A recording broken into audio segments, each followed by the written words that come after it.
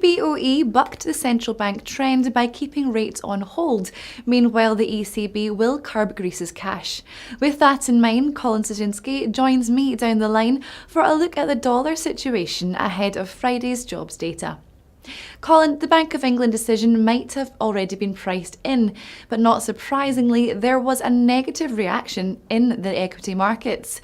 Some are suggesting capital controls are one way of staying off a Greek crisis, but others say this is ineffective and could lead to a repeat of the Cyprus situation. What do you think?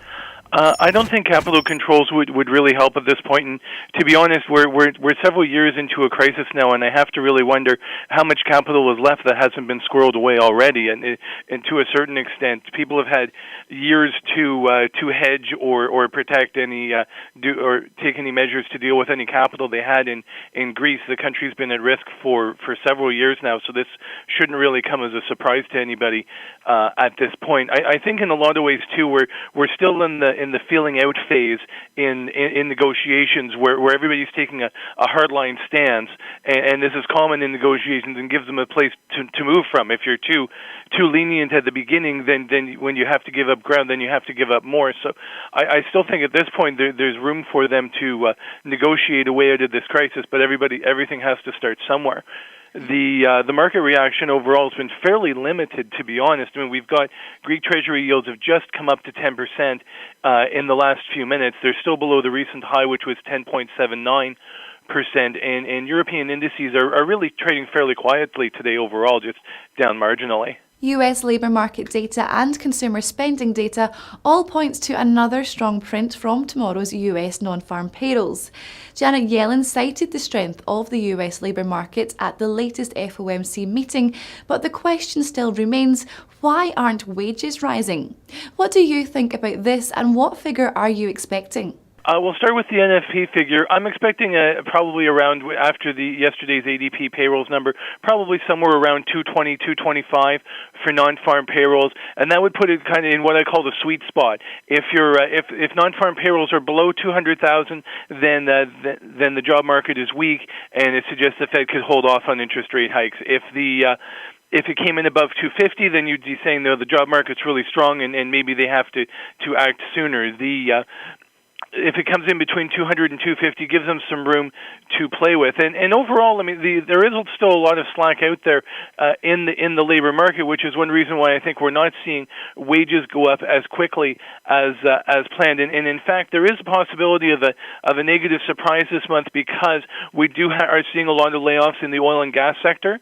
So even that could depress wages as well in the short term, because those are some fairly high-paying jobs that are being shut down in the near term because of the crash in the oil prices. And how much more difficult is Yellen's decision with regards to timing of raising rates, given the currency war environment we're currently in?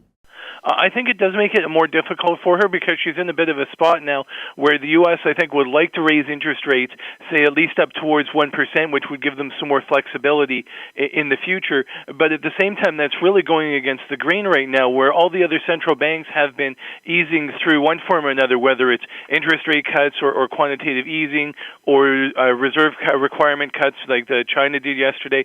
So the U.S. is kind of has amazingly enough, after years of being the most dovish central bank, has found themselves being one of the most hawkish central banks, and it does create an issue for them. And the other piece of which is that, of course, the U.S. dollar has been rising, and an increase in the currency is equivalent to a tightening move. So the other thing she needs to weigh is how much does the increase in the U.S. dollar over the last few months done a certain amount of the Fed's work for it. And then the other moving piece, of course, is this transition into a lower oil price environment, which is difficult for some sectors, particularly the oil patch and oil-producing regions, but is positive in other areas. For example, it puts a lot of money back into consumers' pockets. So it may take the Fed may end up having to delay a little bit while it sorts out the effects of all the big moves over the last few months. And Colin, with all that we've discussed, what is your outlook for the euro-dollar in the coming weeks?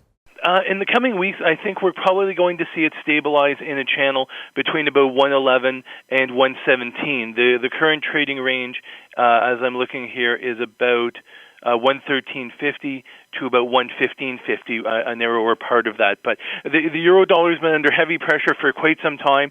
This was the rally in the U.S. dollar. This was a big declines in the euro on anticipation of the quantitative easing program. That news is now all out and should be all factored into the marketplace. So unless we actually did see something unforeseen happen with Greece, we're probably at a point where the current monetary trends have been priced into the markets more or less. So I think we'll see it somewhat stabilize in this fairly wide range here. Colin, great to speak with you today. Thank you for your time and insights.